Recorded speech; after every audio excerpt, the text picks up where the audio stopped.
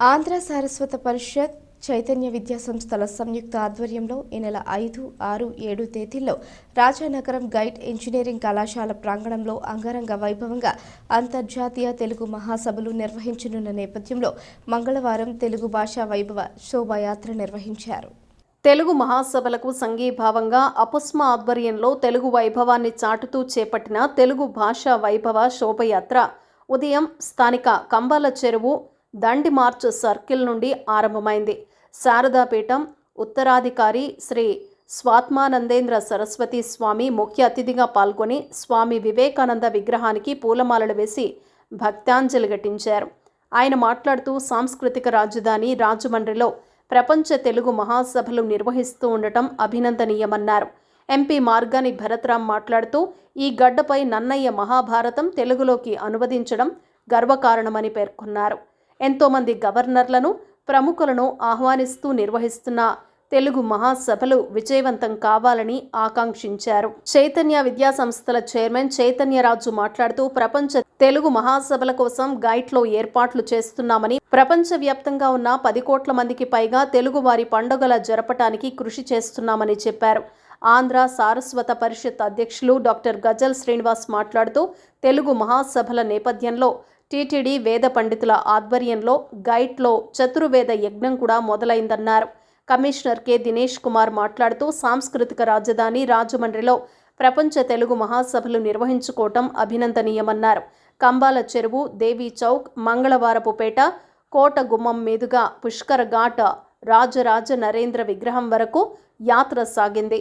చిన్న వెంకన్నబాబు, ఆదిత్య విద్యా సంస్థల డైరెక్టర్ ఎస్పీ గంగిరెడ్డి, నగర ప్రముఖులు మంతన కేశవరాజు, బైర్రాజు ప్రసాదరాజు, సత్యనారాయణరాజు మాస్టర్, అపుస్మా అధ్యక్షుడు సుంకవల్లి మురళి, ప్రెస్ క్లబ్ అధ్యక్షుడు కుడుపూడి పార్థసారథి, గౌరవ అధ్యక్షుడు మండేలా శ్రీరామమూర్తి, ఇతర ప్రతినిధులు పాల్గొన్నారు. ఇవాళ ఆంధ్ర సారస్వత పరిషత్ అనే మా సంస్థ తన 2వ అంతర్జాతీయ తెలుగు మహాసభల్ని రాజమహేంద్రవరంలో గైట్ కళాశాలలో ఆ ప్రాంగణంలో జనవరి 5, 6, 7 తారీఖుల్లో ఘనంగా నిర్వహించబోతుంది.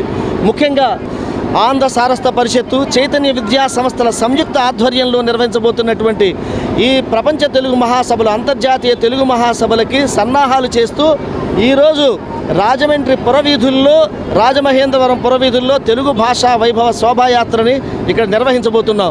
సుమారుగా 6,000 నుంచి 7,000 మంది విద్యార్థులు మన తెలుగు భాషని సుసంపన్నం చేసినటువంటి మహానుభావులు, సాహితీమూర్తులు, స్వాతంత్ర సమరయోధులు, ఎంతోమంది మహానుభావుల యొక్క చిత్రపటాలని మోసుకుంటూ వెళ్తున్నాం.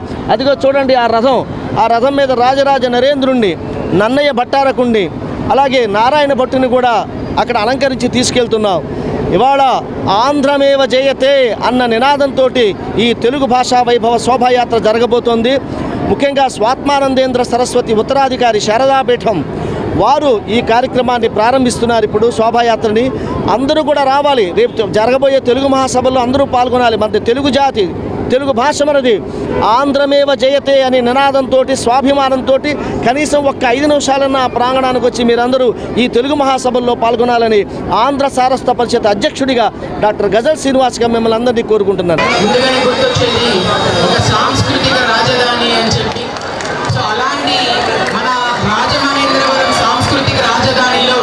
అంతర్జాతీయ తెలుగు మహాసభలు నిర్వహించుకోవడం అనేది మనందరం కూడా ఎంతో గర్వించదగ్గ అంశం. అంతర్జాతీయ తెలుగు మహాసభలు ఈరోజు రాజమహేంద్రవరంలో ప్రారంభమవుతున్నాయి. ఇది తెలుగు భాషకి ఒక పట్టాభిషేకం కింద మనం చూడాలి. ఈరోజు ఆంధ్ర సారస్వత పరిషత్ కానీ, చైతన్య విద్యా సంస్థలు కానీ సంయుక్తంగా ఈ సభలు నిర్వహించడం అనేది తెలుగు జాతి గర్వించదగ్గ విషయము.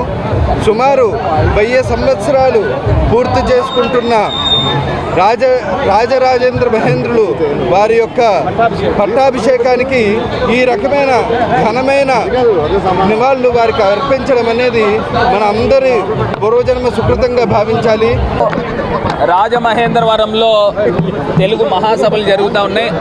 ఆంధ్ర సారస్వత పరిషత్ ఆధ్వర్యంలో చైతన్య ఎడ్యుకేషనల్ ఇన్స్టిట్యూషన్స్ వారి ఆధ్వర్యంలో ఈరోజు రాజమహేంద్రవరంలో చాలా పెద్ద ఎత్తున శోభయాత్ర పిల్లలందరం కూడా కలిసి యూత్తో పాటు తెలుగు యొక్క ప్రాముఖ్యత, తెలుగు భాష పరిరక్షణ, అదేవిధంగా తెలుగు యొక్క సంస్కృతి పెంపొందించే విధంగా ఈరోజు శోభయాత్ర జరగబోతూ ఉంది.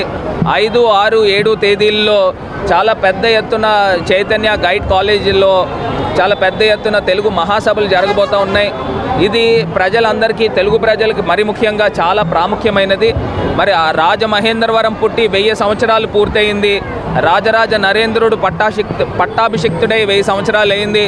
ఆదికవి నన్నయ్య వారి కొలువులోనే మరి మహాభారతాన్ని తెలుగులోకి అనువదించడం కూడా జరిగింది. ఇది రాజమహేంద్రవరం యొక్క ఘన చరిత్ర.